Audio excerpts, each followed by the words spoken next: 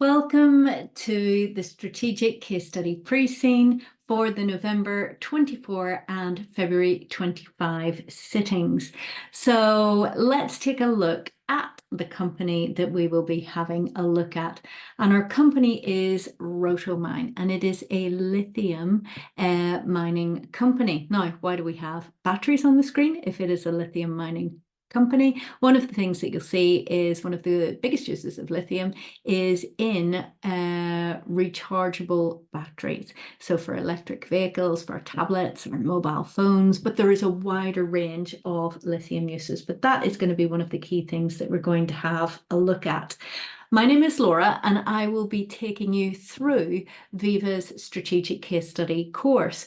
This is the first session that I would recommend that you work through the pre-scene material, and we will work through this. Probably going to take us quite a lot of time, probably round about 3 or 4 hours to run through this.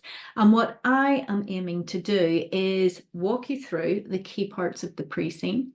As we go through those, tell you how we're going to use that information on exam day. I'm going to suggest technical areas that we go through that you might want to keep a list of, and then make sure you're up to speed on those. We're going to talk about potential exam day scenarios as well. So typically I would tell students to have various different pieces of paper in front of them and make a number of lists. So for example, technical areas, potential exam day scenarios, any key issues or themes that we're going to see in this industry. You also might want to do things like keep a list of stakeholders, a list of factors that Rotomyne might have as a competitive advantage, details of risks, both opportunities and threats for this company. Details of players within the ecosystem, including competitors and those stakeholders that we've mentioned. And I also think it's helpful to do things like a PESTEL, SWOT analysis, Porter's 5 forces. Now, you will never be asked to replicate those within a strategic case study exam, but when you prepare them, I feel it helps you get to grips with the pre-scene material, build in some real-world analysis as well, and then take it forward from there. So as I said, this is the first recording that I would encourage you to listen to, the pre-scene material. Next up, I want you to listen to the industry analysis, where we'll have a look at some real-world information and how that compares with the pre-scene. Then there are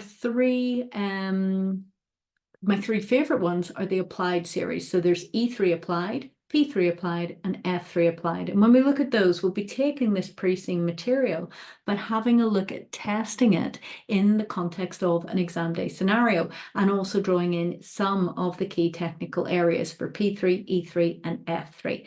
And then the last recording that I would suggest you look at is the key issues analysis. Okay, so that is Rotomyne, and we're about to work our way through this. Now, if you move down, you will see that there is a context statement. And we've seen this context statement ever since COVID, really, and the examiners have continued to put it on here, and I think it's really, really helpful. So essentially what it says is they still recognize there's a significant amount of change globally, but students are not expected to factor that in when responding to exam day scenarios or preparing for their case studies. So significant geopolitical events, for example, you don't have to set your strategic case study preparation or your answer in the context of global issues. However, there is a caveat. If it is particularly relevant to a question set and you do make valid arguments, then you will get marks for it. But other than that, we don't have to worry about any current or ongoing global issues in our preparation. Now let's have a look at the contents page, and this will show you how I'm going to break down this pre-scene walkthrough. So we're starting off now with the contents and the introduction, and that's what we will cover. Then we'll have a quick look at lithium mining generally before moving on to have a look at different mining methods. So we'll talk about hard rock mining, traditional brine mines, and the newer, more innovative method of direct lithium extraction.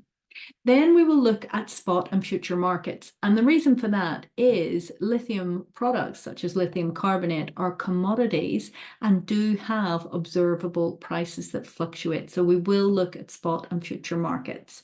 Then we will start to look at Rotomyne itself. So we'll start off looking at its general history, and then we will work through a number of extracts from its annual report. So to start off with, we will look at the mission, the vision and values. Then we're going to meet our board of directors and look at their respective board responsibilities. We'll talk about corporate governance and maybe any gaps that we see there. Then we have my most used page within the pre-scene, the principal risk page. So we'll talk around those. Then we'll have a look at the financial statements. We've done a little bit of an analysis for you, and we'll look at also a competitor's financial statements. We'll look at the share price graph and talk about beta, and then we'll look at news stories at the end. And I think I'm going to split up the news stories. We'll have a look at ones called the happy comic. Now, I've seen the happy comic before in strategic case study pre-scenes. They do this in the context of a child's comic, or it's not really a comic, it's more like a child's magazine, a Q&A side of things, where they want to cover some basic information for us. So we do see some basic industry information up here, and then we're going to get a little bit more in the happy comic series. And then we'll finish off by looking at a number of news articles, which are often additional information, which is relevant, but also hints at possible exam day scenarios. So I think I'm going to break this down into about 10 to 12 segments to hopefully make it nice and workable for you. And as I said, get your pieces of paper out for lists as we go through. So let's take a look at our introduction. So it's our first look at Rotomyne down here. So we're told that Rotomyne is a quoted company, and I'm always really pleased when it is a quoted company. I think it makes the testing easier in my view. Now, when we have a quoted company, that brings a number of benefits. So for example, we're going to have greater access to capital. Equity capital is typically easier to raise. So for example, a rights issue is commonly tested. So make sure you're familiar with some of the considerations that a company would need to have before it makes a rights issue. That might be in terms of pricing, for example. Do you want to have an underwriter, for example? And realizing that a rights issue is going to take a little bit more time to organize than perhaps going and getting debt financing. So make sure you're comfortable with rights issues. Also, you can have greater access to debt capital by the sheer size and reputation that you have as a quoted organization. There are, however, some drawbacks. So when you are a quoted organization, you are held to a higher standard of corporate governance. Corporate governance is always a key theme in every single strategic case study. So please get that down on your list of technical areas to make sure that you are comfortable with general corporate governance best practice. So as a quoted company, Rotomyne is going to have institutional shareholders who are going to hold it to account. They're going to hold the board of directors to account. They're going to have increased compliance requirements by the fact they're a quoted company as well.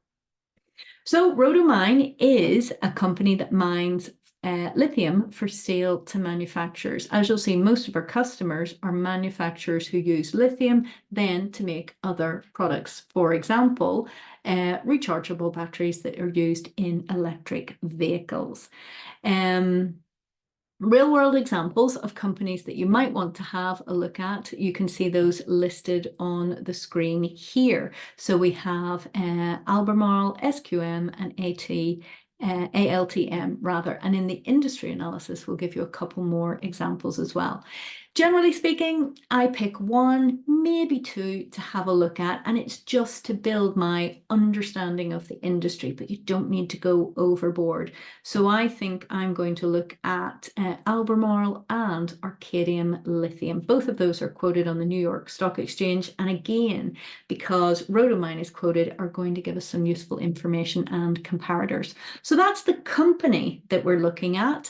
Let's now have a look at our role. So in in this circumstance, we're a senior manager. So we've been promoted from operational case study and management case study, and we're working in the finance function. We are going to be reporting directly to the board on special projects and strategic matters. Essentially, that's your exam day scenario.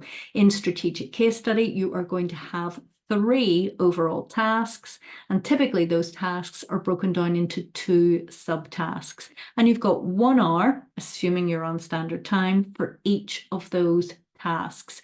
Each of them will be a special project or a strategic matter. For example, acquisitions, funding, valuations, reporting, internal controls. All of these issues we're going to have a look at. Now, as a senior manager down here, it is worthwhile shifting your focus from operational and management case study to strategic case study. We need you to have a long-term strategic focus. You need to be more holistic in your answers. We don't want answers that have technical content, a technical dump or a pre-seen dump. It's all about application. Risk management is going to be a key theme.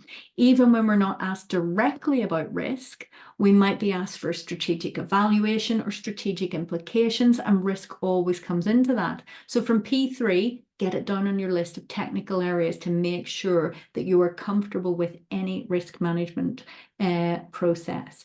We need to be able to advise on governance issues, financial strategy, evaluate strategies, and understand stakeholder management. A really common question is to identify stakeholder interests and make recommendations how we will manage those. And that's with regard to a specific situation that we will find ourselves in.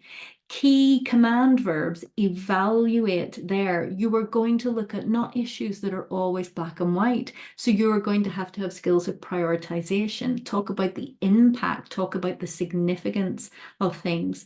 You can see the command verb advise here. Now, you're never asked to give an overall conclusion or an overall recommendation, but you do have to give advice. They will be looking for sensible suggestions. And where the higher marks come in are when you justify those suggestions, and the justification has to draw in information from the unseen and what we're going to go through today when we look at the pre-seen. So that's the type of role that you're having. We're told that Rotomyne's head office is in Poland, and Poland is a developed country with an active and well-regulated stock exchange.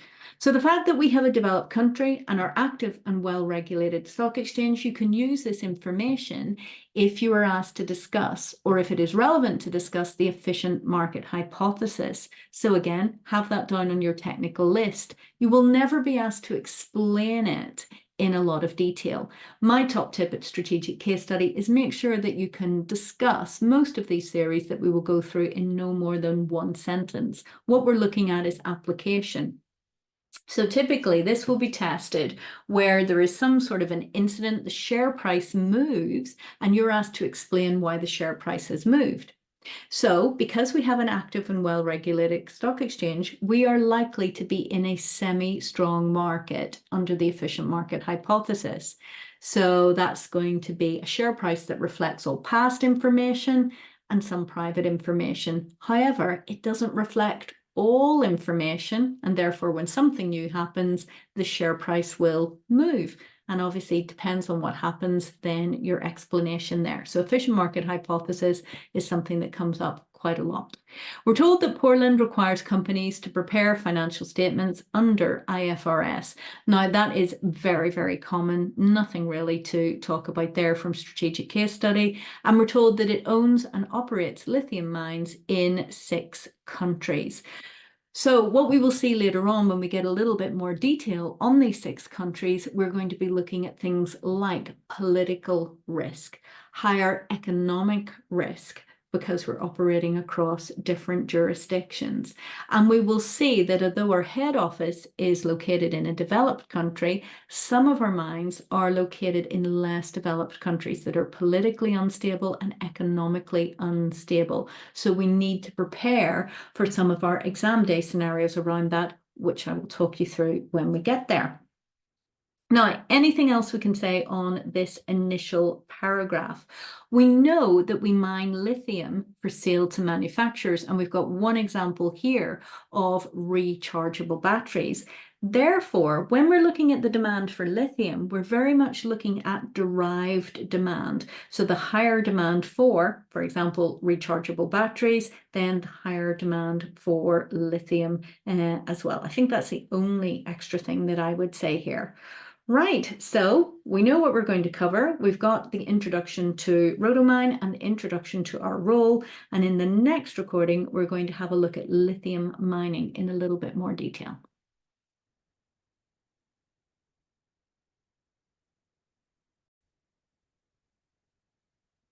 Now we're moving on to taking a look at lithium mining generally. So a little bit of an introduction to lithium mining generally. So we're on page 3 of the pre-scene. So we're told that lithium is a chemical element. It's an alkali metal, and it's quite reactive. So we don't tend to find lithium in its raw, I don't think we say raw form. You can tell I'm not a chemist. Elemental form. We will find it in various different ores, and that means that we need to look at mining it as an ore and then extracting the lithium that we need, or various different lithium compounds. Now, let's have a look at the uses of lithium. So you can see those listed here: batteries, heat-resistant glass and ceramics, lubricants, metal alloys, and various different pharmaceuticals. And as we've noted over here, the significant global growth in the electric car industry and how that is being pushed and promoted by various different governments to meet the environmental agenda is driving up high levels of demand for lithium. Similarly, other industries are looking at using a lot of lithium. Mobile phones, for example, tablets, laptops, all rechargeable batteries. So what I would observe here is our customers are going to be the manufacturers of these various different products: the batteries, the electric vehicle producers, mobile phone producers, laptop producers, or perhaps the people that supply batteries for them. So they are going to be our customers and key stakeholders. The other thing that I would observe here is that the demand for lithium, nobody necessarily needs lithium on its own. It is going to be derived demand for those products. And we see very much the uses of lithium here, the more traditional uses, the heat-resistant glass and ceramics and the lubricants, and then the more recent usage such as yes, mobile phones, I'm not saying they're new, but rechargeable batteries, but the more growth area in the electric car industry. So again, I don't think you would get tested on this directly, but have a think about some of the themes from the product life cycle and the Boston Consulting Matrix. Because of that derived demand, we still need demand for those products to be high, so that demand for lithium is going to be high. So why is lithium so popular? What properties does it have that it leads to its use in these industries? So down here, you can see that a lithium-ion battery will store a significant amount of energy in a relatively small space. And that is because lithium is quite light. That makes it useful for things that need to be mobile, like our tablets, mobile phones, laptops, and also light to be efficient and practical within an electric car. We're told that lead acid batteries that have been used to power various different things store 30 watt-hours in 1 litre of space, whereas a lithium-ion battery in the same space can store 250 watt-hours. So you can see why it is useful there. Now, global demand for lithium carbonate. Now, lithium carbonate is one of the products that mining companies produce. Lithium in its elemental form isn't used. It is things like lithium carbonate, lithium hydroxide, etc., that we'll use. And the demand for lithium carbonate was 500,000 tonnes in 2021, and annual demand is predicted to increase to 4 million tons by 2030. So on very, very broad terms there, we're looking at significant growth, a multiple of 8 over 9 years there. And here we have uses of lithium set out in a pie chart. So again, as a finance manager in this area, you're just going to be expected to know this. So for batteries, I would say that's what, circa 70% there, ceramics and glass about 15%, lubricants about 5%, and then other uses making up the difference there. Now, we have some details down here about where we might find lithium. So lithium deposits are found in many locations throughout the world, and we know that Rotomyne operates in 6 countries throughout the world where it will have mines. It's also present in seawater, and we're told here that extraction from seawater is commercially unviable because it requires too much energy. So I have had a little read around this. Again, I am not a chemist, I am not an engineer, but just to get a gist for that. So I do think what we may see is perhaps some new technology in a question, perhaps looking at seawater extraction and maybe looking at different innovative ways to do that. Maybe do we want to invest in that? It's high risk. But is it a risk if we don't invest in that? Perhaps looking at making an acquisition of a smaller company that has the intellectual property around that. Anytime you see a question on an acquisition, the typical scenarios that you could potentially get, so let's get these on our list to prepare for, would be maybe a strategic evaluation of the acquisition. Is it suitable? Is it acceptable? Is it feasible? You might also be asked to comment on the strategic implications. Now, strategic implications are different from strategic evaluation. When you think about strategic implications, we want to think about those longer term implications. Think about the impact on key stakeholders. Think about the impact on your principal risks. Think about the impact on the share price, for example, and your market capitalization. So you might get asked on those. You need to make sure that you're happy with how you would value a business. Typically, when we look at acquisitions in strategic case study, it is a private company. So it doesn't have an observable share price or market capitalization. So you need to have a look at share valuation methods and then apply those to the scenario. You can also get questions associated with funding for how you would fund that. And if you're buying another company, again, common questions around the corporate governance issues in bringing maybe 2 boards together or having a new subsidiary board. So I know that was a lot to take in, but when I refer to potential acquisitions, that's the list of things that I want you to make sure that you're up to speed on. Okay, so we've had a little look at lithium mining in general and some of its uses, and in the next recording, we're going to look at something that is key. We're going to look at the 3 main methods for mining. 2 are traditional and 1 is newer, and we're going to look at the environmental impact, some of the advantages and disadvantages, and a lot more ex-ante scenarios.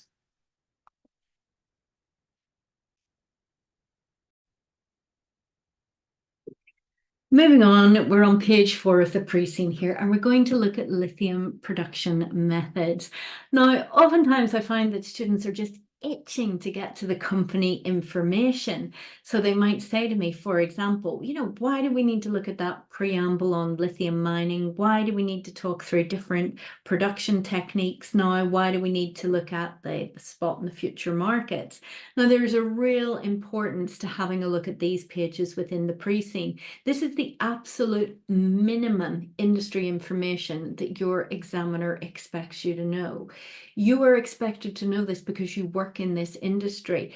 It is essential so that you understand the context of any unseen scenario, the information in that unseen scenario, and the requirements. You cannot suggest anything in your answer that contradicts what we see here. So do take the time and the effort to look at this minimal industry information. And it also provides the backdrop and comparison for when we move to look at the Rotomyne specific stuff.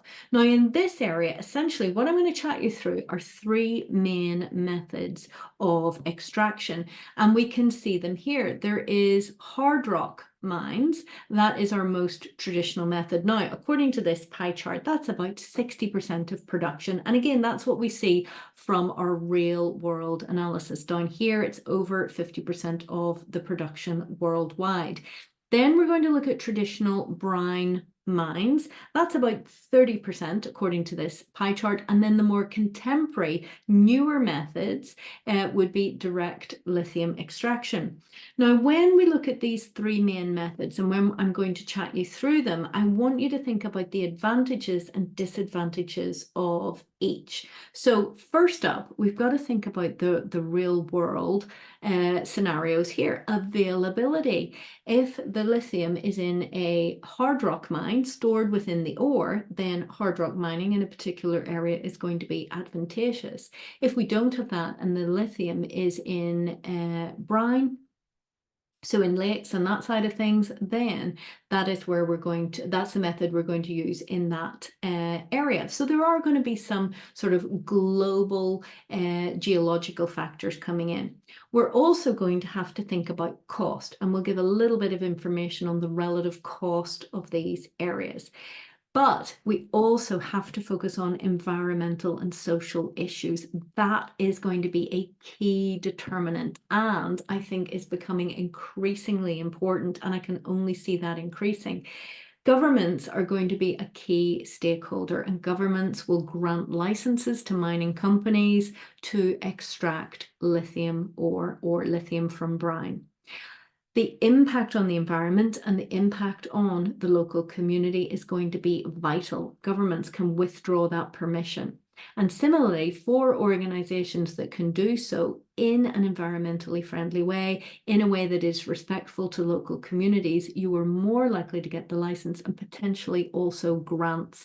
Remember, lithium and its uses in, for example, electric vehicles, governments are going to be interested in that. They need the lithium production.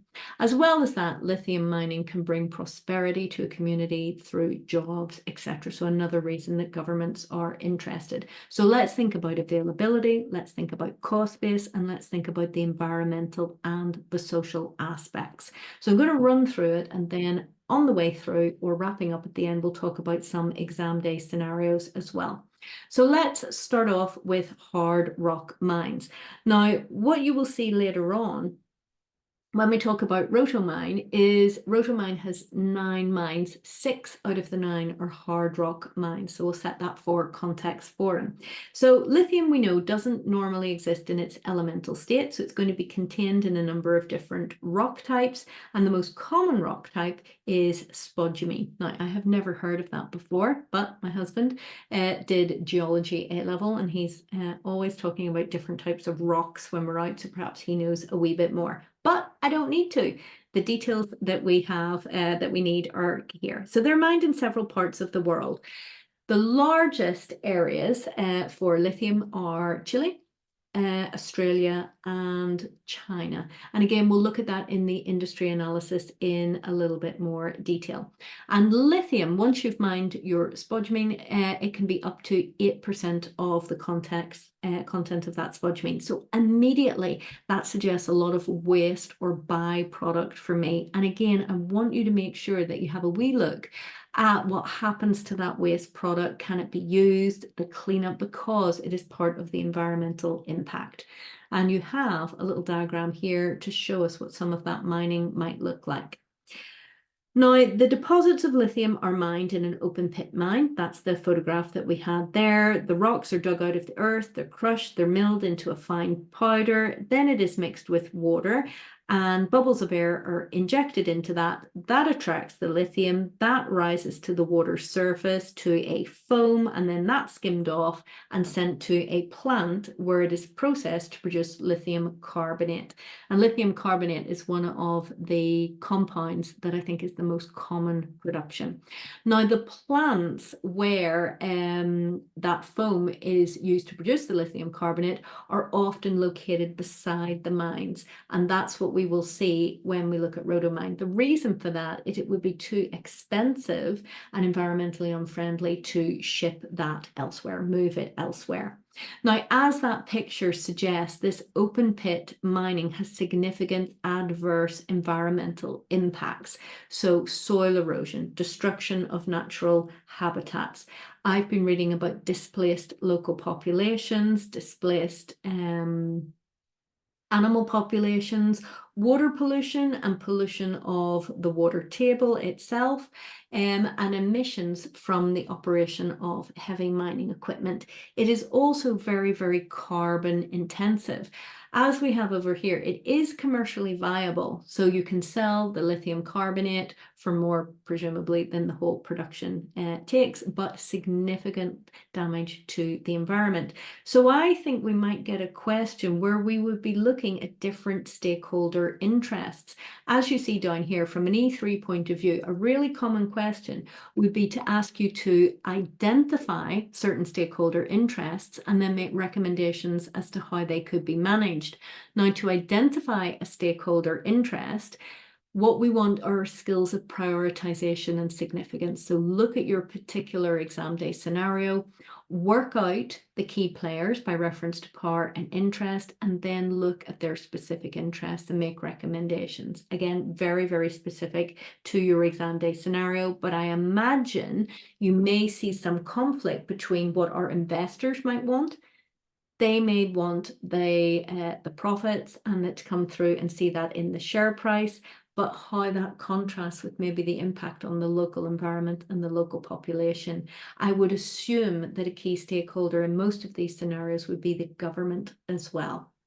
You might have some ethical considerations coming in there. Do you prioritize cost-based and economics and finances over any environmental or social considerations?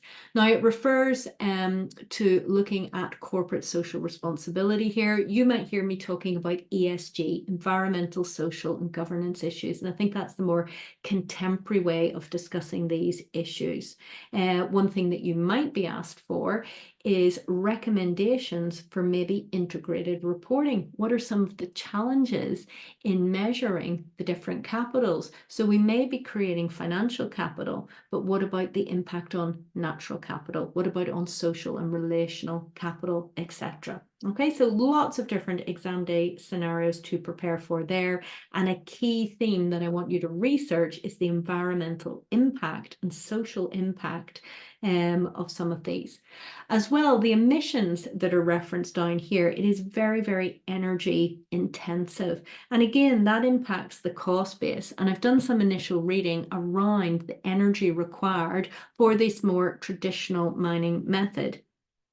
Now, if we're using fossil fuels, obviously that has an additional negative environmental impact. But I have looked at some mining companies looking at investing in renewable sources of energy that would reduce the emissions from operating the mining equipment.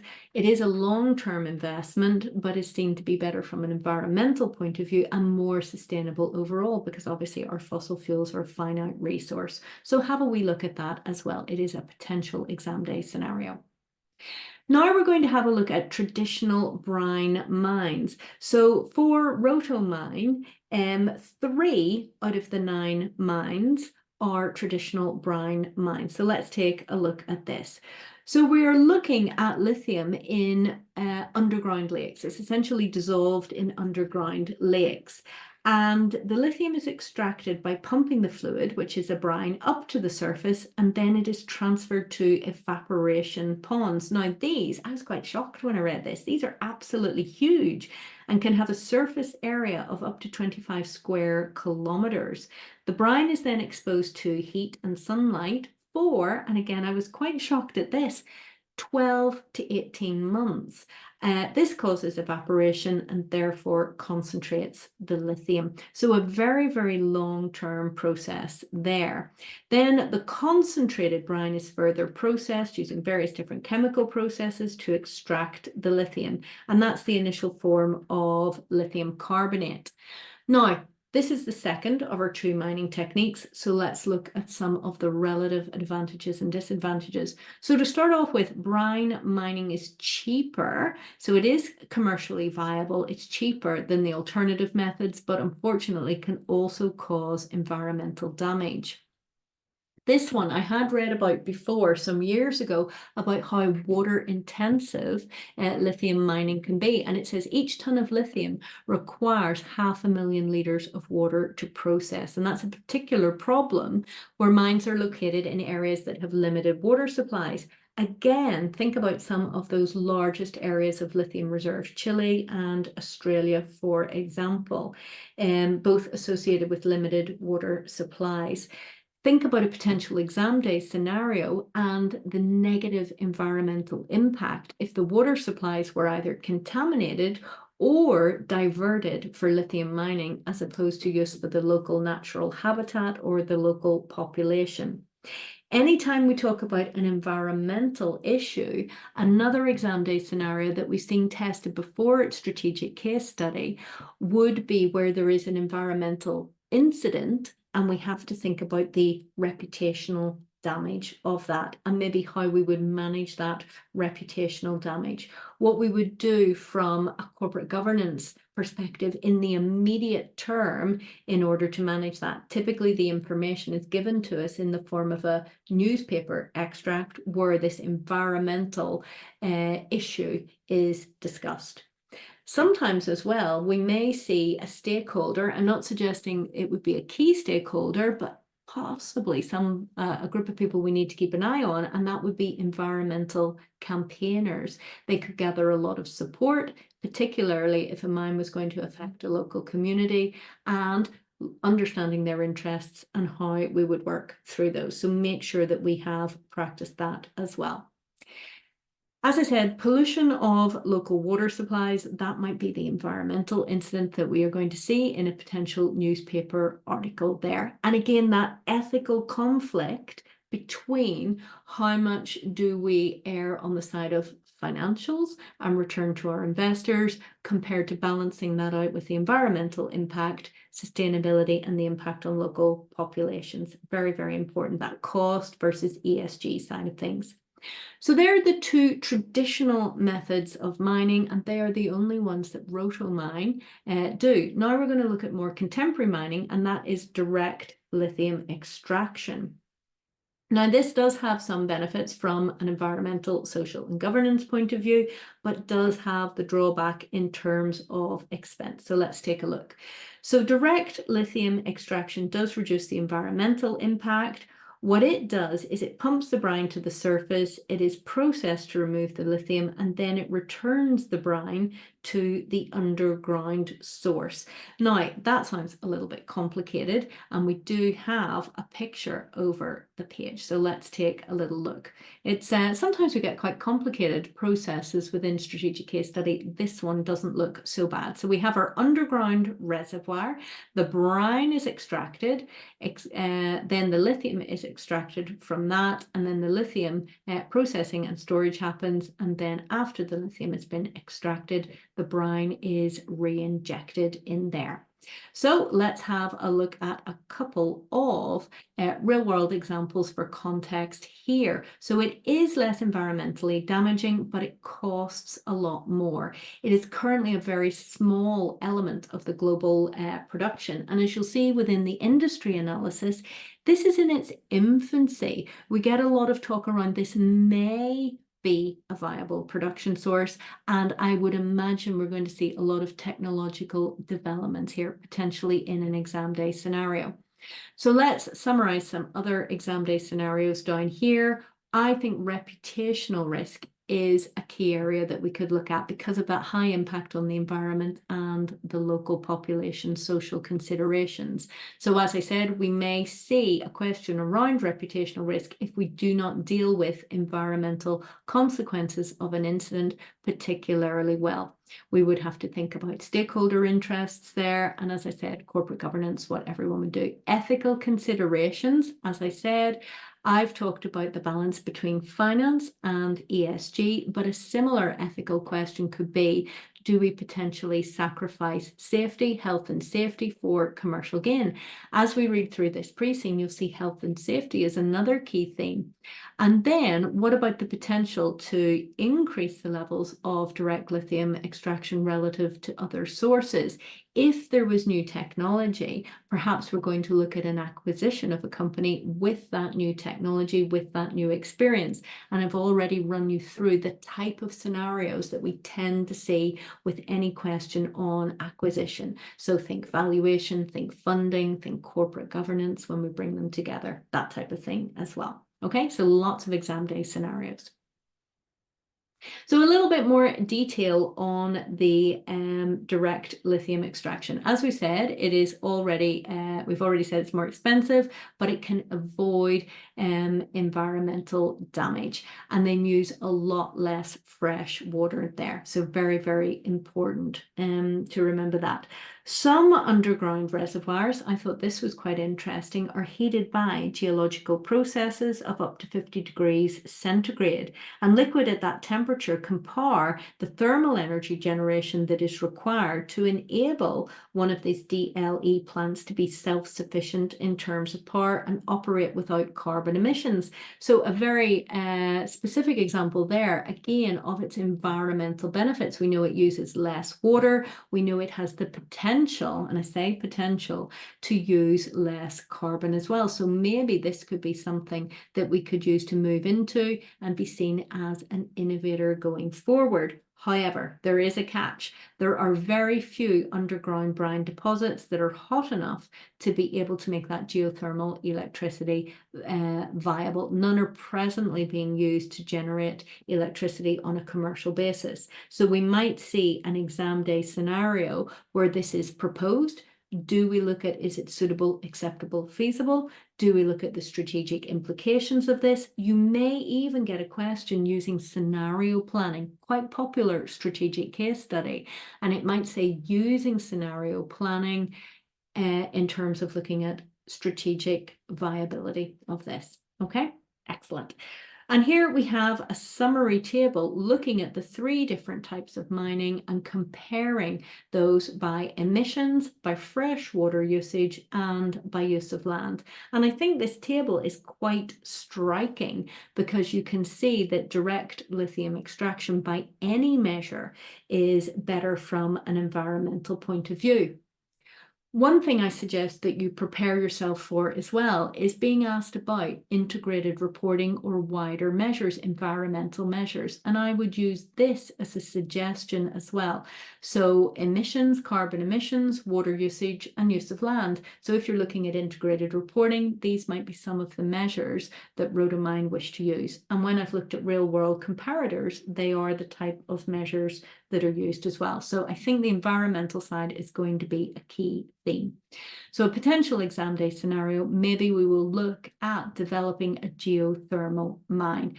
As we've seen above, this will be expensive because none are presently being used to generate electricity on a commercial basis. It is possible, but highly risky. So it will be expensive and risky, but it could be market leading. Another thing that we will see as we progress through this is that mining companies do have strong links with academia. There's mutual benefits to be gained through research. So I think collaborations, joint ventures are going to be something we see. A university is suggested here, but potentially we could also see a collaboration with a customer as well. Okay, so that is very, very interesting table. Lots of usage there. Think about performance measures from a wider non-financial point of view there as well. Now, the figures in this table, we've got to point out here, they are indicative and they are affected by specific circumstances, such as the locations of the mines, the purity and the chemical composition of either the ore for the hard rock mining or the brine for the brine mining, and what our customer wants. You will see as we progress through this, purity or the quality of lithium or the lithium compounds varies, and different customers need different grades of lithium compounds. Now, Moving on here, this is an important paragraph. All three methods will yield lithium carbonate as the initial product. It's the most common product that we look at. And this can be further processed to create other lithium compounds, such as lithium hydroxide and lithium chloride. They tend to be used in the manufacture of advanced batteries or other industrial processes. So that, as I said before, that gives us an indication of our customers. Lithium carbonate can also be processed into butyllithium, which is a number of applications ranging from the production of synthetic rubber to pharmaceuticals. Again, this is our customer base. And another paragraph talking about our customers here, it's possible to extract lithium metal from lithium carbonate. The pure metal has some industrial applications, and we're told that it is strong but lightweight. Now, lithium, as far as I know, again, in its elemental form is too reactive, but it would be used to make metal alloys, potentially for aerospace. So maybe we will see an aerospace customer in an exam day scenario. And as I said, it is highly volatile in this form and it is difficult and dangerous to handle. Again, this has exam day scenario all over it. Generally speaking, things don't go well for the company in a strategic case study example. So maybe we are going to see an industrial incident that results either in damage to the environment or, unfortunately, damage to staff or other individuals in there. How do we cope with the reputational damage? What do we do afterwards? Another common exam day scenario there may be looking at internal controls, and could the incident have been prevented by further strengthening internal controls? When we come to the principal risks, you will see that health and safety and environmental damage is going to be one of our principal risks as well. We also have to recognize that lithium can deteriorate very quickly if it is not stored correctly. So again, we've got to look at storage to protecting that asset. So over here, as I was saying, from a P3 point of view, from risk management, we need to know where the risks in our industry are. This is a volatile, dangerous material. So we need a lot of internal controls to make sure that people are safe and the lithium is stored correctly. So make sure you brush up on internal controls and internal control weaknesses, as well as risk management, which I've already talked about. I would also suggest that you brush up on internal audit. What does internal audit do and what is its purpose? Because oftentimes where we have an exam day scenario where there's been some sort of disaster, we may reflect on internal controls, and then we may ask for internal audit to test those controls or that side of things. So again, an exam day scenario there. Right, the lithium industry has significant barriers to entry. I don't think this will be a surprise to you. One of those barriers to entry is being able to obtain access to viable sources of ore or brine deposits. Again, you will see this in principal risks for us, Rotomyne, because although we're in the industry, some of those resources are limited and access to them is limited. So that's our first barrier to entry. And then the presence of regulation and law is a significant barrier to entry. We're going to see governments as being a key player. We operate in 6 jurisdictions and we sell in wider jurisdictions, but for the 6 jurisdictions that we operate in, the governments of those jurisdictions essentially control law around environment, law around health and safety, and also granting permissions to mine for lithium. So they have to be key players. We have to have good relations there. Now, direct lithium extraction, as we looked at, has fewer environmental concerns, but it is more expensive to buy suitable sites. We know that they are limited, and again, more expensive to build and operate processing plants. So that is going to significantly increase the risk with anything that we're looking at there, in any sort of potential new opportunities. And we're told that the 4 large lithium producing companies, one of which is Rotomyne, account for more than 50% of global sales of lithium by value. So competition is intense. What we will see when we look at the industry analysis is large players have relatively large market shares. It's a very consolidated market and competition is intense. When we think of lithium carbonate, it is a raw material. It's generic. So again, we can't really differentiate by our product. Think about what I said about looking at partnerships and joint ventures. Maybe that is how we're going to differentiate ourselves with customers. Maybe that is how we're going to maintain good relationships with governments as well. So this should give you a good idea now of lithium mining. We've got our two traditional methods, hard rock mines and traditional brine mines. Both of those are commercially viable, but both of them are damaging to the environment.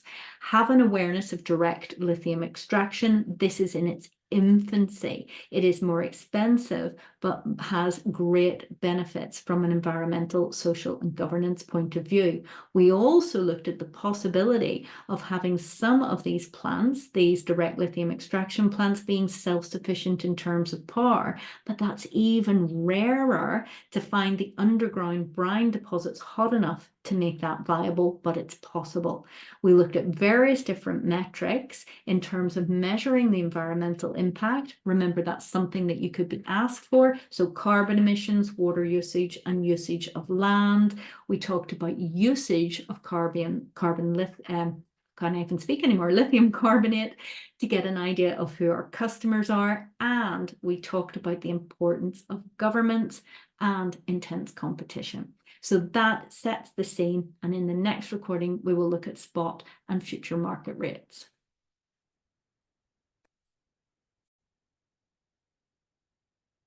Now we're going to have a look at spot and future markets. Now, to start off with, first paragraph, nothing surprising here. Most transactions involving lithium are normal commercial credit sales and purchases with prices in terms of business agreed at the time of sale. Okay, so far so good. But as you will see, Rotomyne operates across, I think, about 90 different countries for its customers. And so if we're having credit transactions, that is going to expose us to currency risk. So definitely have currency risk down on your list of technical areas to brush up on, and definitely have currency risk and its management down on your list of potential exam day scenarios. Always make sure that you take that technical knowledge and apply it, though, to the specific exam day scenario. And we'll talk more about that when we come to the applied series. Now, within this section, we're going to talk about lithium carbonate, and then we're going to talk about lithium hydroxide. So again, essential information so that we know what we're dealing with in an exam day scenario.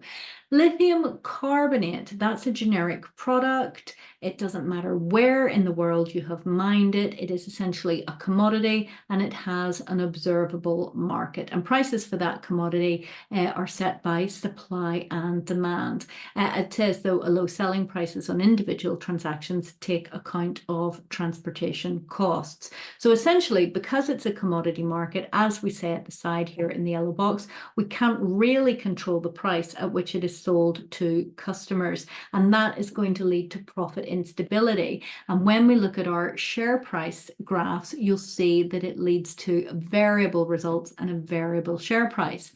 Now, I was having a look at a real world example, Arcadium Lithium, and I also had a look at some of the other ones. And when you look at the financial analysis there, they talk about, as a board, the skills at managing the price in which they can sell lithium carbonate. So taking that generic product that's really hard to differentiate yourself and managing that commodity market and that price. Now, sometimes that is done, as it says here, through supply and demand. So you might look at the levels of production and use that to help manage the price there. So that's lithium carbonate. The rest of this section is going to talk about lithium hydroxide. So again, another lithium product that we may produce. And there's a futures derivative that allows buyers and sellers to trade lithium hydroxide contracts. So we're told that lithium hydroxide is primarily used in the manufacture of batteries for electric vehicles. So we know that is one of the more contemporary uses of lithium and a growing market.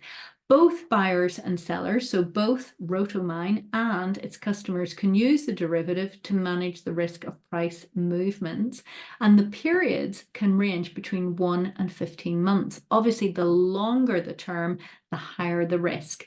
So it gives us an example here, which we may see in an exam day scenario. A car manufacturer could buy future contracts. They mature in 6 months' time, and it guarantees the price that will be paid for lithium at that date.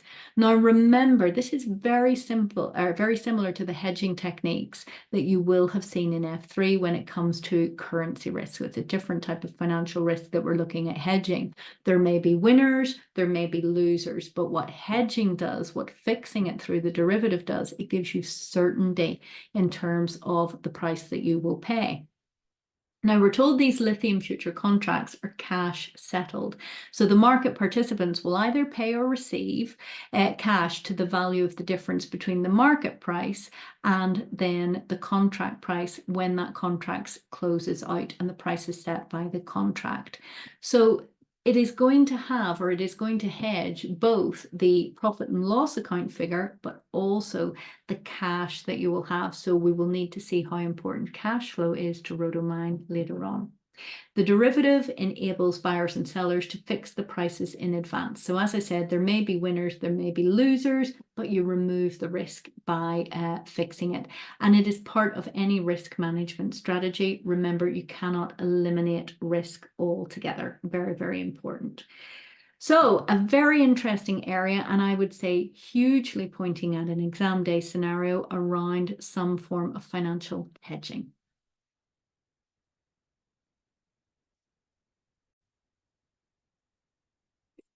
Now we're going to move on and have a look at Rotomyne itself. So as we can see on the screen, Rotomyne was founded in the 1950s. So it is a well-established company. And then in 1972, it was quoted on the Portlandian Stock Exchange. Now, as we've already said at the outset, I like it when we have strategic case study that looks at a quoted company. From an F3 point of view, it means that we can raise sources of finance relatively more easily. And this applies to both debt and equity finance. Debt finance is easier because the status of the organization is higher as a quoted organization. Therefore, the risk arguably is a little bit lower. And quoted organizations are held to a higher standard of corporate governance. And again, that can reduce the risk for any debt holder. From an equity point of view, as I said at the outset, make sure that you are up to speed with some of the considerations that the board at Rotomyne may need to consider if it was looking at raising finance via a rights issue. So have a look at issues around pricing, maybe having an underwriter, and the time involved in putting a rights issue together. Another form of equity finance that you should bring yourself up to speed on is a share-for-share exchange. So this might be the case where Rotomyne finds a company that it wants to acquire, and there are lots of different acquisition scenarios that we might see. We've talked about companies that might have technology or intellectual property that we want to acquire, perhaps for lithium extraction or new uses of lithium. Or it might want to buy, for example, another mining company to have access to its resources. So a share-for-share exchange would be where Rotomyne determines the price that it's going to pay for the target company, and then instead of paying in cash, for example, pays in Rotomyne shares. So it gives Rotomyne shares in exchange for shares in that target company. Now, arguably, Rotomyne shares are more attractive to the target shareholder because they are quoted. They could sell them for cash if they wish to do so, or they could hold on to those shares and participate in the future of Rotomyne. So make sure you're comfortable with some of the mechanisms of a share-for-share exchange and think about the target shareholder's point of view there. Okay, so that's the most important thing. Now, we're told that initially the company owned and operated a single large open pit lithium mine and had the adjacent processing plant. Remember from our industry analysis, the processing plant is normally adjacent because it would be prohibitively expensive to transport the ore or the foam with the open brine mines anywhere else. So that is why the processing plant is adjacent. And it focused on lithium carbonate. We know that is one of the most common compounds, and we've had a look at some of the uses, and it had industrial customers just as we would expect. We looked at the various different industrial uses of lithium and lithium compounds. Since then, the company has grown steadily. Now, when we get to the share price graph, let's compare that steady growth that it says here with what has happened with the share price. We'll park it for now, but we'll come back and have a look at that when we look at the share price. And now we get an indication of the current size of Rotomyne. I have referred to this earlier on. So the company now owns and operates 6 hard rock mines and 3 traditional brine mines. So we've got 9 mines in total, and they're located in 6 different countries. We know the fact that those mines are located in different jurisdictions means that we have to be up to speed on political risk, and also understanding that the government in each of those 6 countries is going to be a very influential stakeholder, a key player. It can control permits to mine, legislation and regulation around environmental laws, legislation and regulation around health and safety. Now let's go back to the fact that we have hard rock mines and traditional brine mines only. As we say up here, an exam day scenario from an E3 point of view may be the suggestion that Rotomyne moves into direct lithium extraction as an opportunity for the future.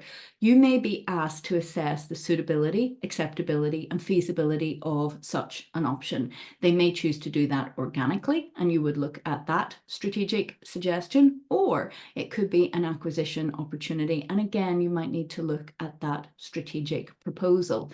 When looking at suitability, acceptability, feasibility, remember to brush up on this in advance. Suitability is normally in light of the company's mission, which we'll look at shortly, but can also cover strategic fit.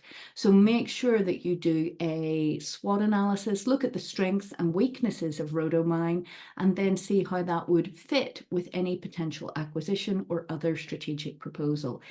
Acceptability is normally from the point of view of stakeholders. So again, you should be maintaining a stakeholder list as we go through this.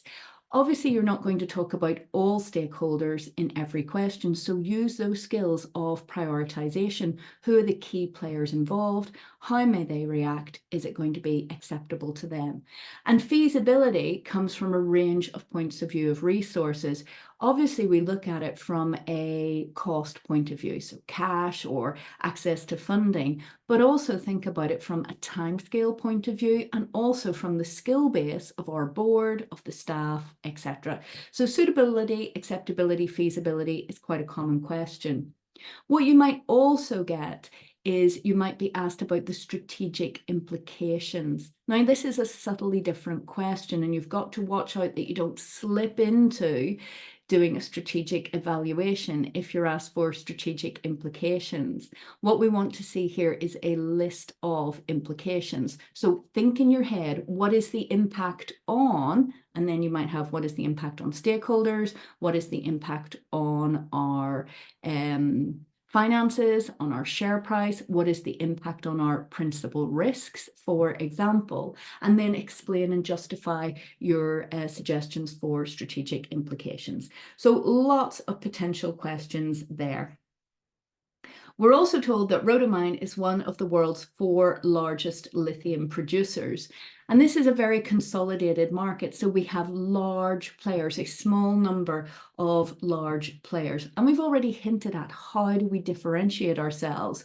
Lithium products are generic, very hard to differentiate yourself. And one thing that I think we're going to see is that idea of partnering with customers, maybe doing joint ventures with customers and developing our relationships that way. Another way to develop relationships with customers will be on the quality of lithium.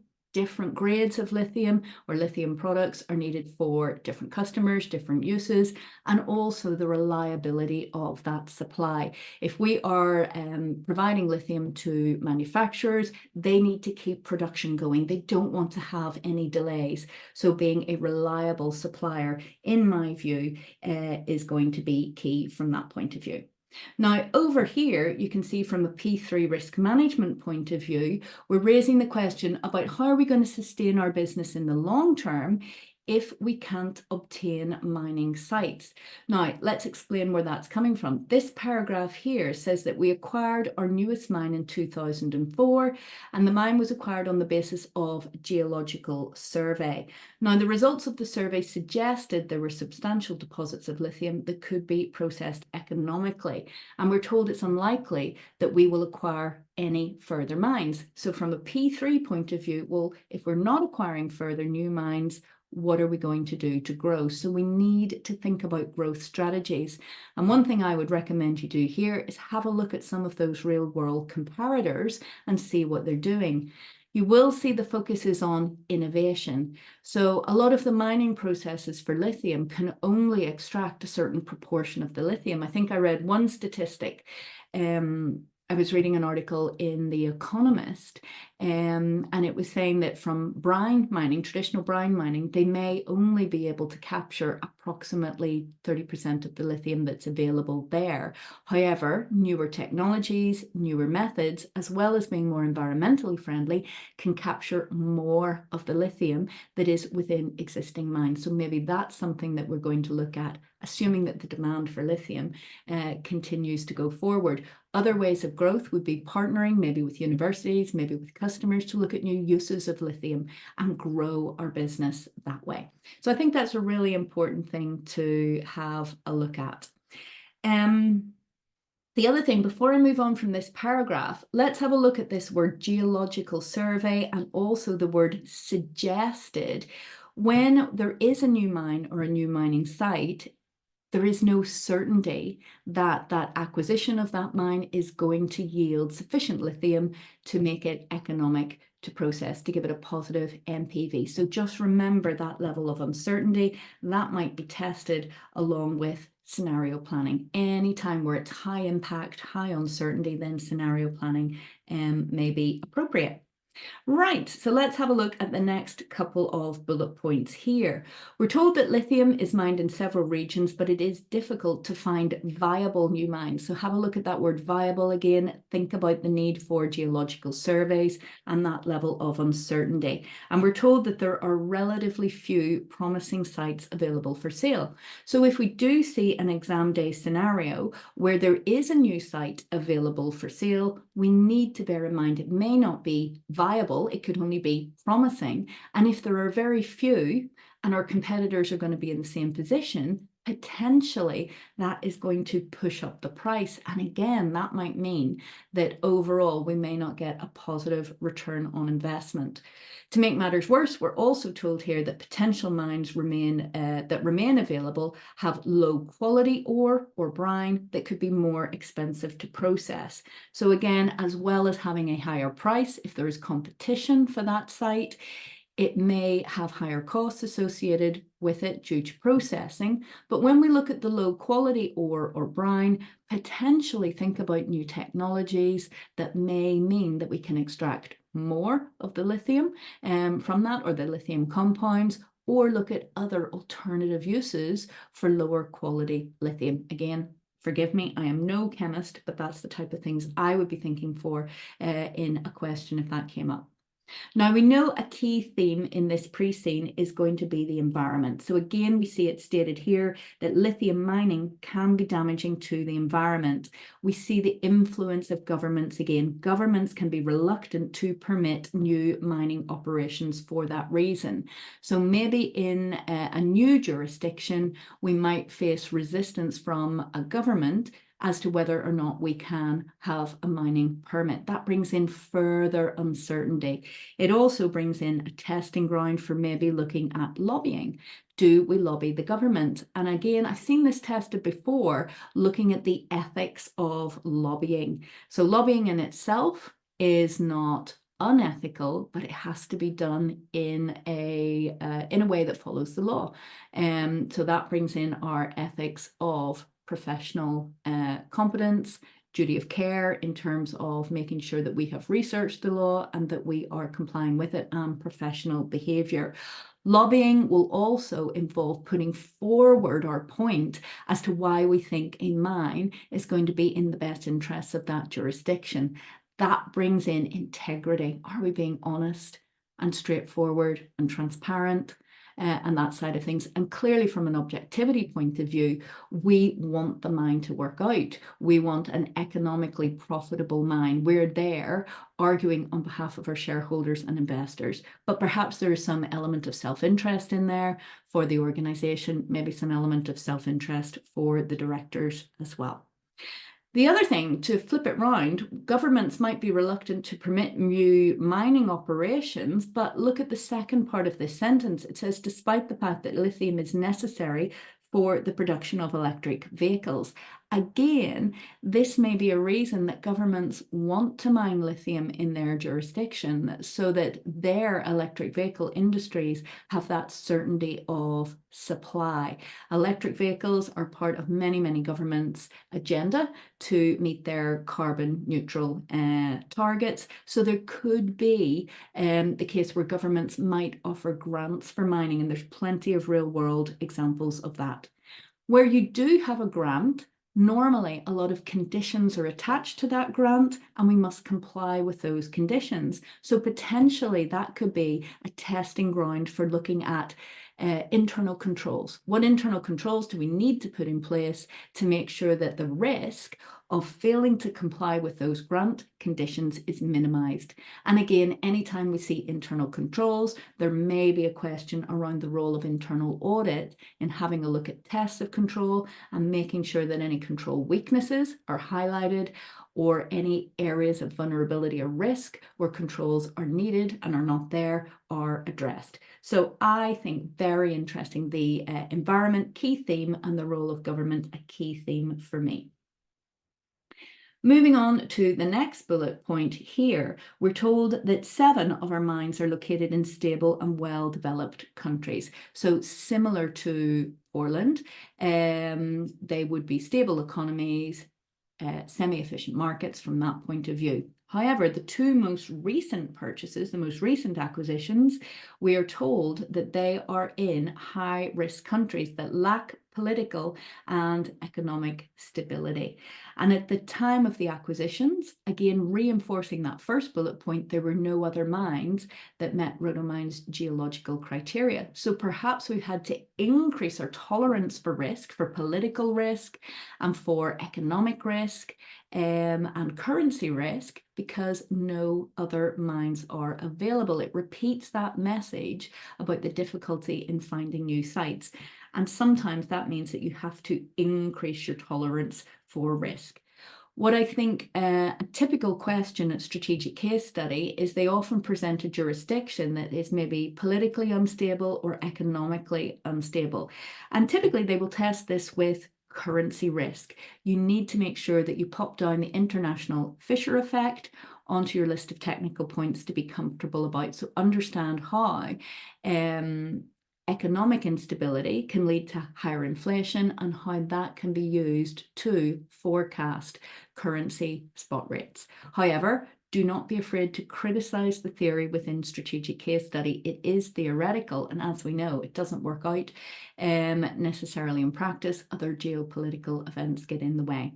One thing I would say as well is you don't need chapter and verse on the international Fisher effect. I've said I'm no chemist, I'm also no economist. What we want are very, very brief, short explanations, usually no more than a sentence, and then you're on to the application to the unseen scenario. What way do we think the currency will move in this scenario? What is the significance for Rotomyne? What is the impact for Rotomyne? Can we tolerate that side of things? Always think about application. That is by far and away the key thing that we want to do.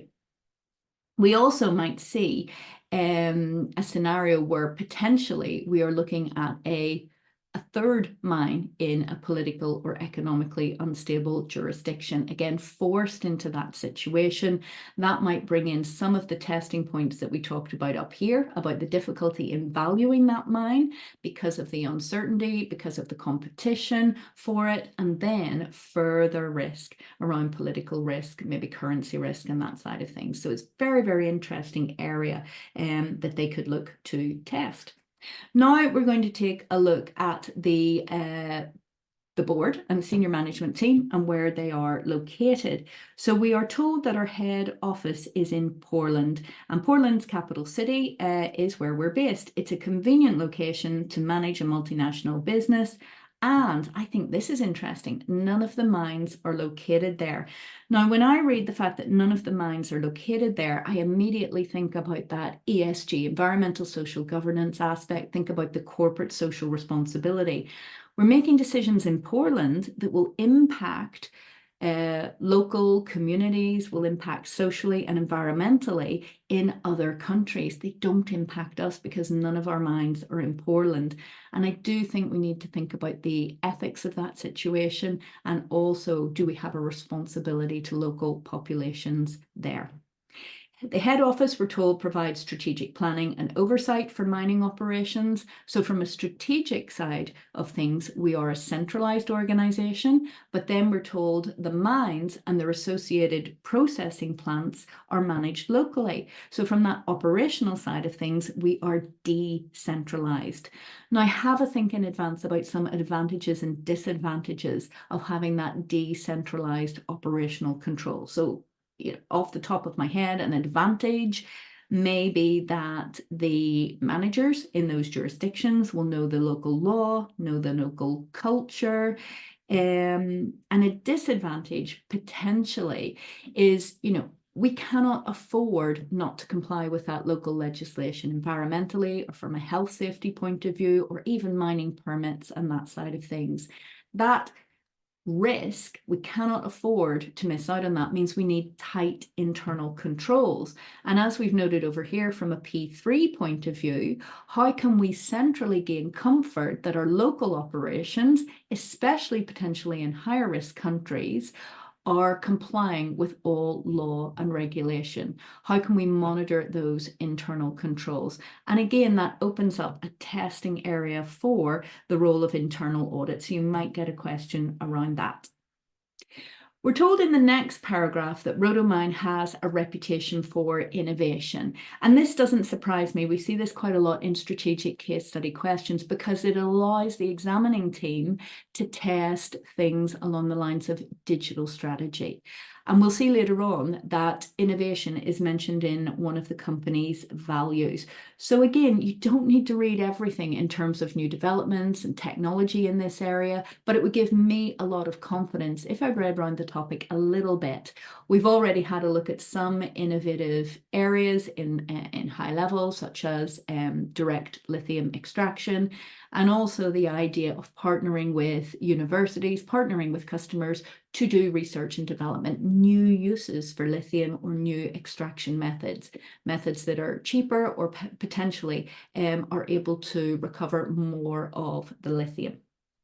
And we're told that we have a specialism, or this reputation for innovation, in developing processes for rapid and reliable extraction and delivery of lithium products. So note rapid. Maybe that is something that our customers need. Again, it takes me back to having a look at those brine mines and realizing that it can take up to 12 months to get the lithium.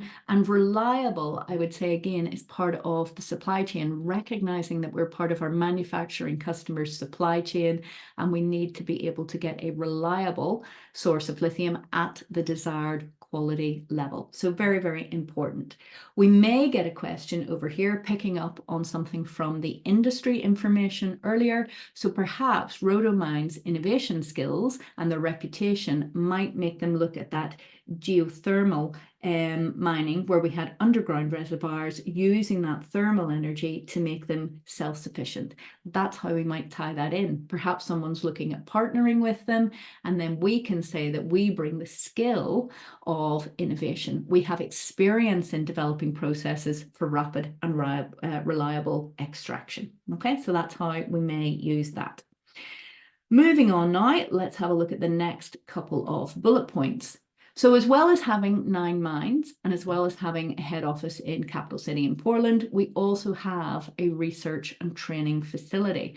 And we're told that that has an association with a leading university. So this doesn't surprise us. We know in real life that a lot of these companies partnership with academia, and here we're partnering with a leading university. So what benefits does this bring to us?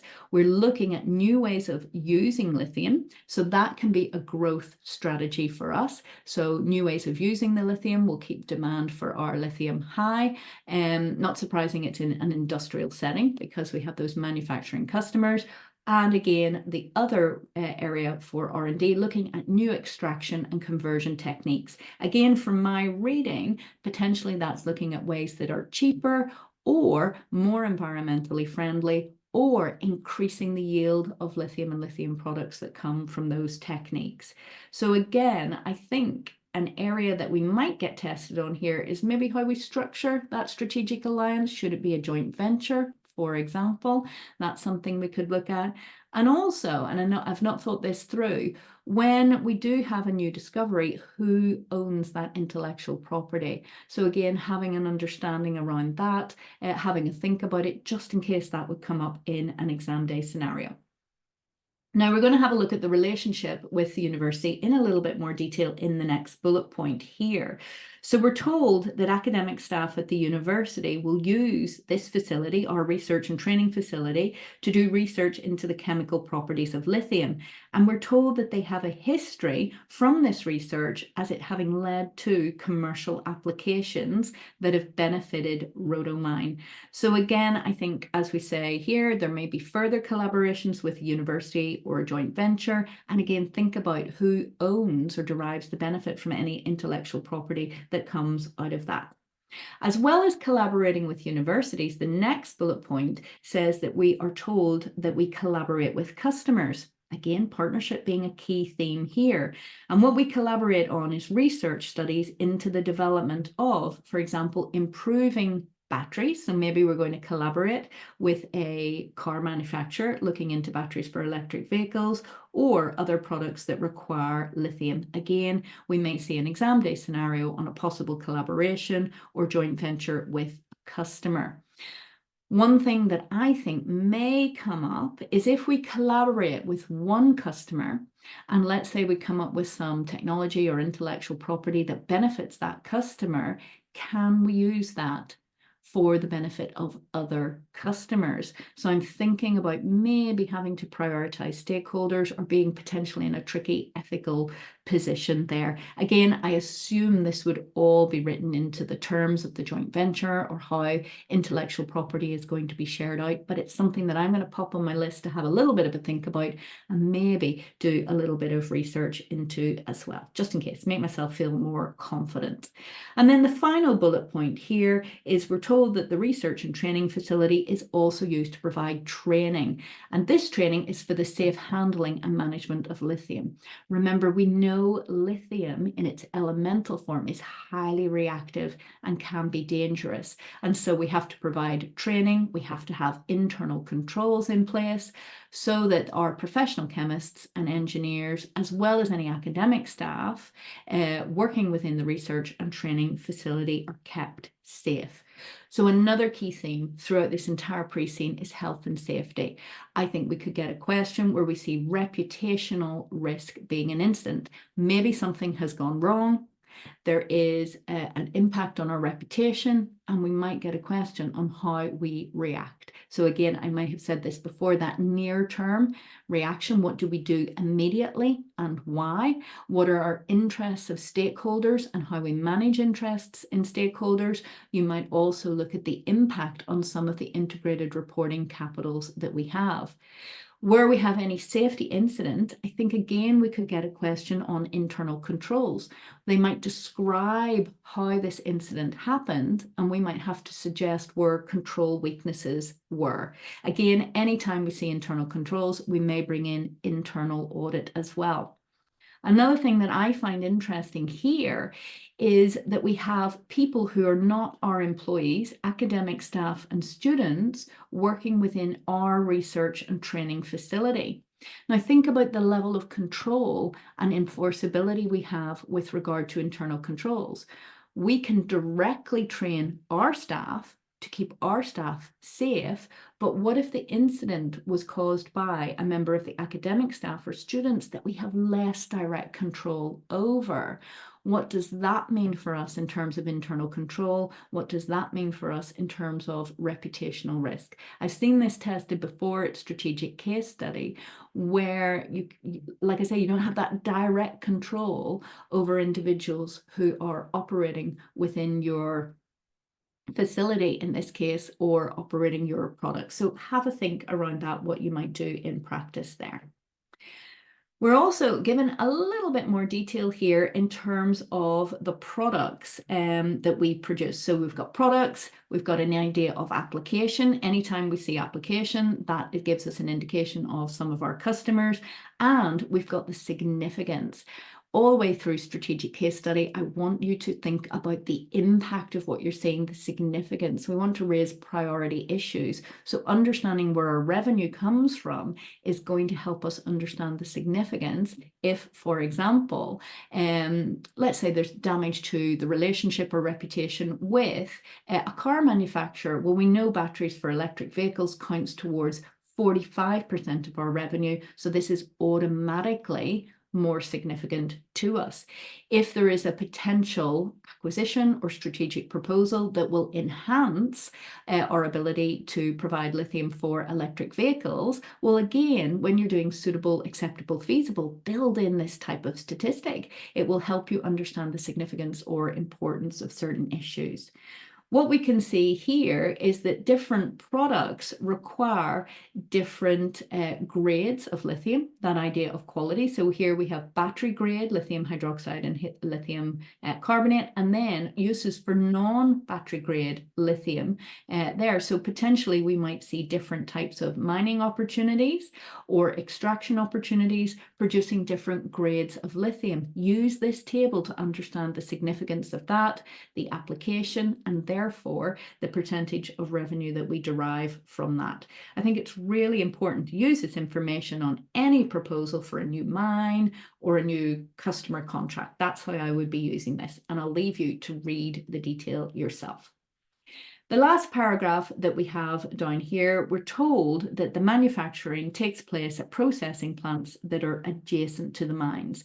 So we know we have mines, we know we have head office, we know we have the research and training facility, and now we understand more of our PPE, we have adjacent processing plants. And as expected, as it said before, in the industry analysis, it's rarely cost effective to ship unprocessed ore or the evaporated brine to remoter locations because of volumes of waste product that they produce. So it does limit the terms of how our operations can be organized. However, it says here it is rarely cost effective. So potentially we might see an exam day scenario where we are looking at moving that processing plant to, let's say, a lower cost jurisdiction. Maybe, for example, we might get a question around the ethics of shipping any waste products elsewhere. I don't know, that might be a reach. But again, it's something that I would want to have a little think through or brainstorm before the exam. Now, the next paragraph I thought was very, very interesting because normally cybersecurity, digital strategy, that side of things, we would have as a key theme through our pre-scene. And we haven't really seen anything to do with that at the moment until we get to this place. We are told that all of Rotomyne's mines are highly automated. So right away, I find this quite interesting. We've got some implications up here. Automation we know means high investment in machines. So that could link through to an F3 point of view when you're having a look at sources of financing for those machines. It could link through to an E3 point of view in increasing strategic risk. So that high investment up front where you're maybe not entirely sure if it is going to pay off. And from a P3 point of view of risk management in terms of technology risk. We may invest in highly automated machines, and then as technology changes, it may not be the most efficient or the best process. Let's say in 1 to 2 years, perhaps our competitors come up with better technology, better machines, they're more efficient. They're all the type of things that I would see there. Now, when we come to the financial analysis, you will note that PPE has been fairly steady, so maybe not investing in any of that new automation in recent terms. Maybe we're going to see that in an exam day scenario. The other side of things for automation that I would also think about is it is a reduction in the need for staff. Now, I haven't seen in this pre-scene any suggestion of a staff shortage to date, or certainly not a shortage of staff for people who may work in the mines. So sometimes you'll see that with automation, it reduces a risk of not having enough staff. Where I think the staff point might come in here is we know health and safety is going to be a key theme. So automation arguably is better from a staff point of view, from a health and safety point of view. And we see that referenced here.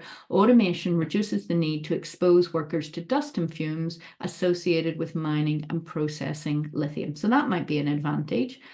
On the other side, automation automatically makes me think about cybersecurity risk. The more automated things are and the more they are connected to systems overall, then it increases our vulnerability to any attacks or any problems. So potentially an exam day scenario may be that someone hacks into the mining system and potentially holds it to ransom for nefarious reasons. They're just looking at extracting funds from the company.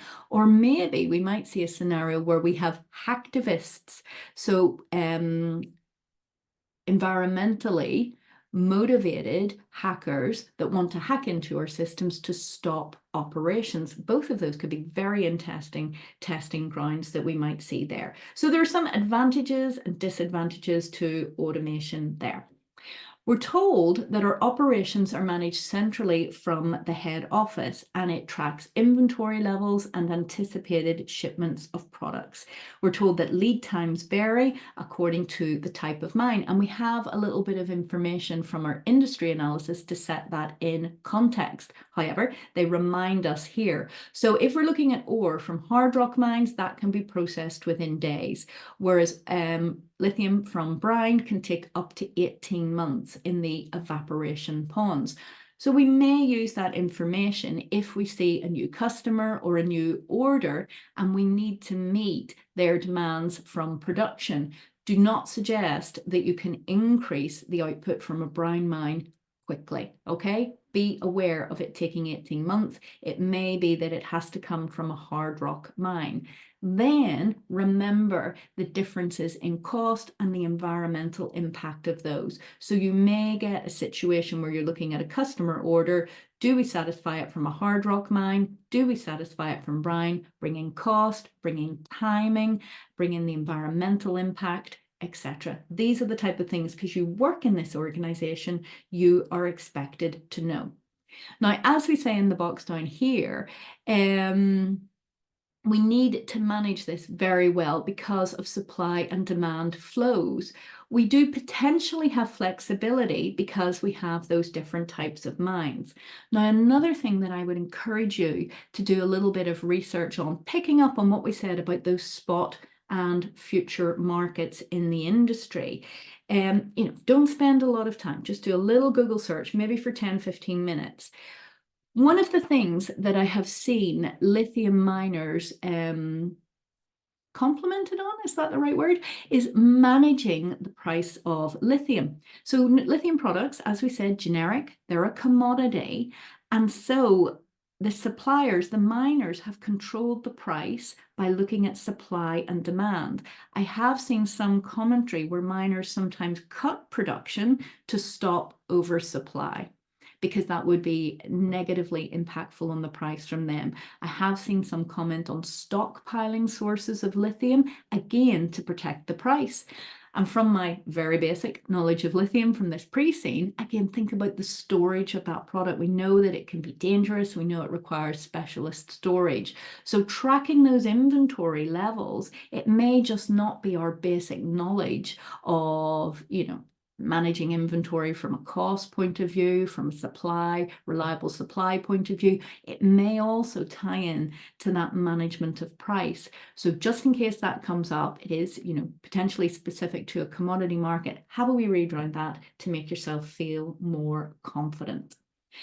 Now let's have a look at our customers and where we're selling in a little bit more detail in this paragraph.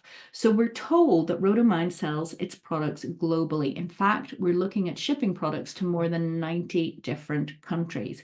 Now, it may be in terms of shipping products, we ourselves have to think about our own carbon footprint, as well as our carbon footprint in terms of energy used in mining, also shipping that product to customers. That might come up as well.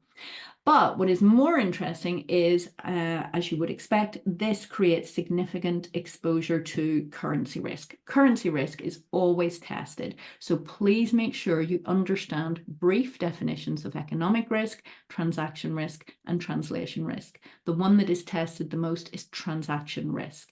We do have a Treasury department. You will see that they fall under the CFO. So we've got the skill there to look at more sophisticated products to manage our currency risks.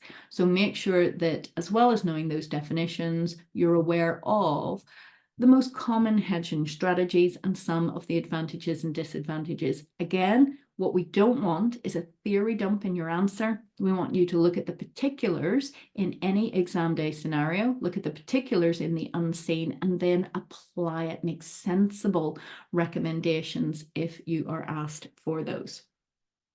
And then the final paragraph here, a little bit more about our customers. We're told our customers vary in terms of size and importance.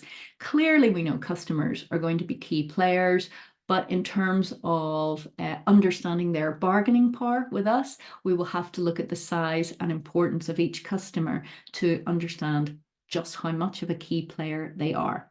We're told that sales to our largest customer, which is a vehicle manufacturer, accounted for 22% of our revenue for the year ended 30th of September 24. Again, think about those skills of significance. We're always looking at the impact. If anything happened to damage that relationship, either through reputational risk or our relationship with that customer more directly, that would be very significant. So you can draw on this if you're looking at, for example, a strategic implication. If it damaged the relationship with our major vehicle manufacturer, that would be a significant strategic implication. If you're looking at suitable, acceptable, feasible, picking up on the acceptability, think about our largest customer. They're going to be a key player. How is it going to impact on them? Because it accounts for 22% of our revenue. So I think we need to look at things like that. And also, as it says down here, think about how you're going to preserve this relationship. Again, we provide a commodity. We can't differentiate our product. So we are looking at that relationship. Maybe we're going to see something like a joint venture that was referred to before. So loads and loads of information jam-packed into about a page and a half here. You need to know all of it, I would say off by heart, because you're going to have to apply it either directly or indirectly when it comes to strategic case study. And I know I've said it before, but it's always about significance, impact of everything that you see, and we've had some key information here.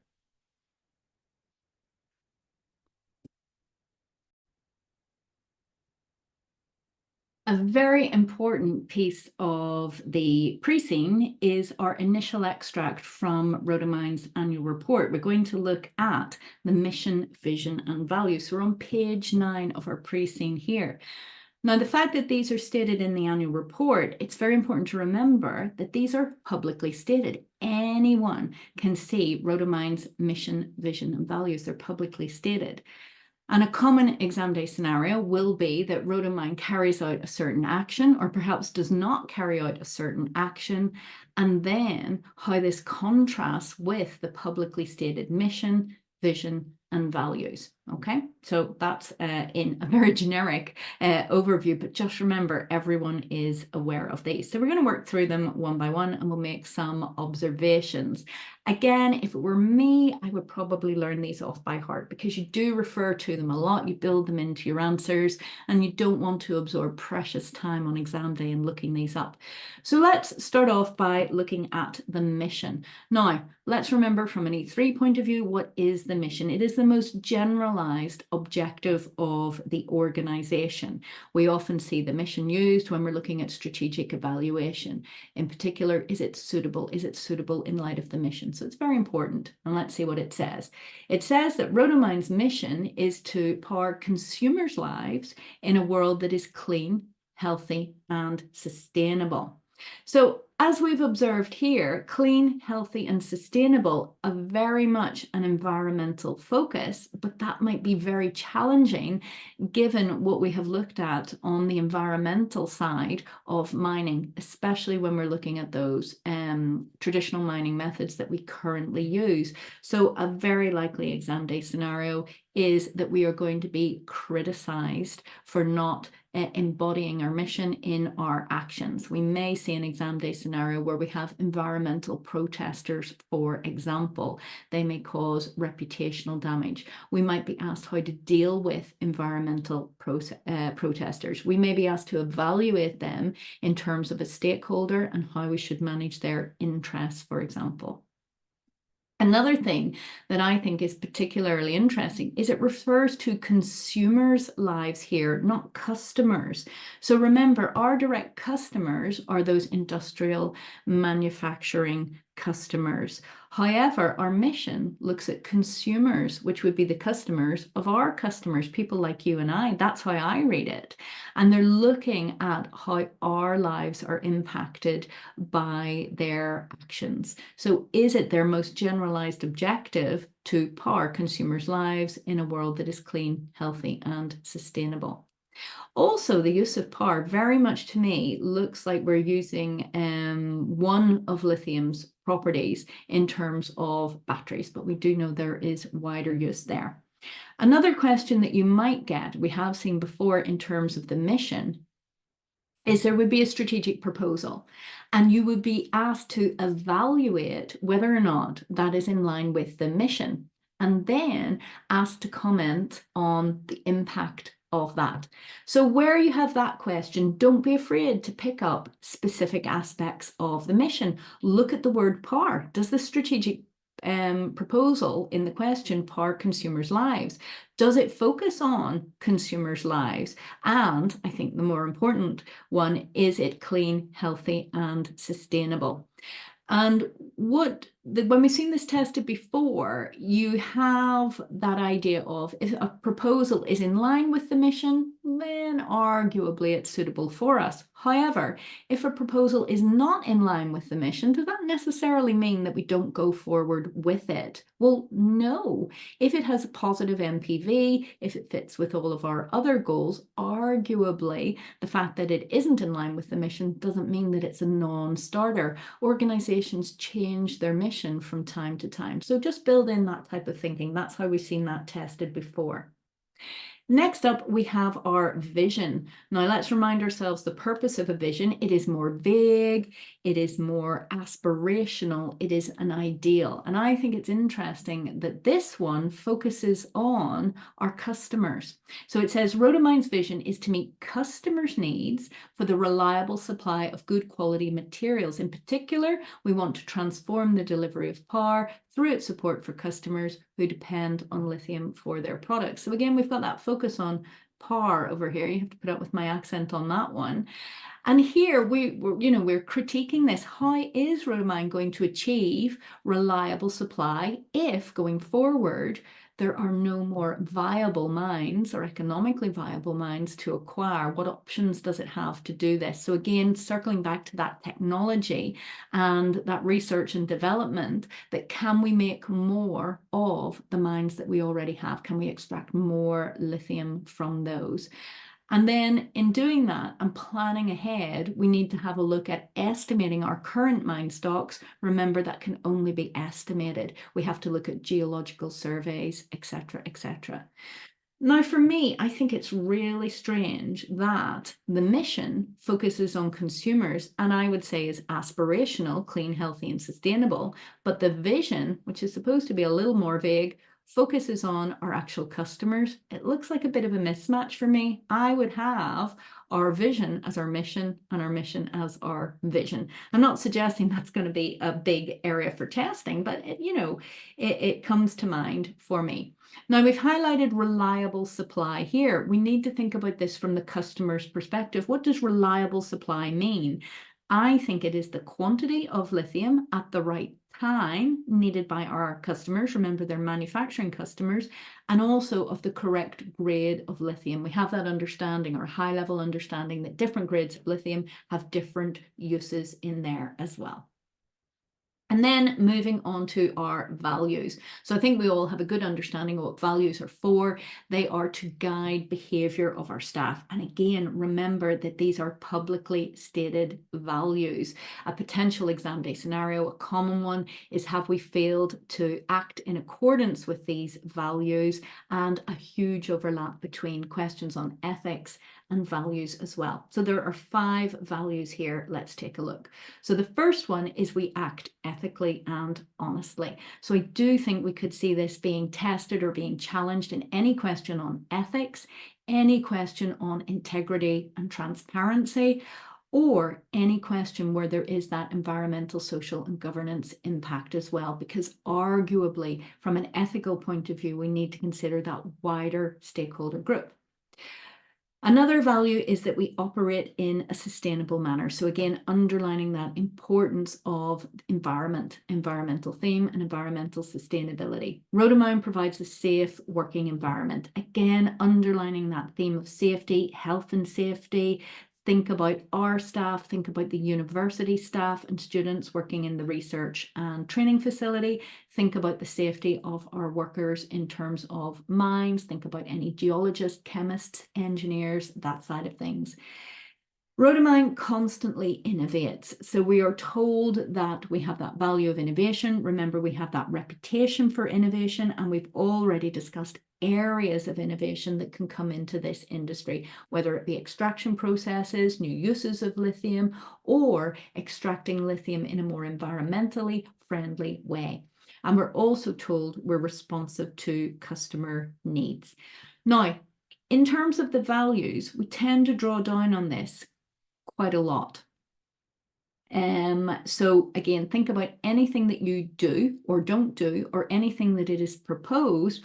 How does that fit with our values? That tends to be how we are tested on this. And another thing in terms of values, the organization, the board of directors, is going to have a responsibility to put in place internal controls to aim to ensure, I know we can't do it in full, but to aim to ensure that we act in accordance with the values. Values in themselves are not sufficient.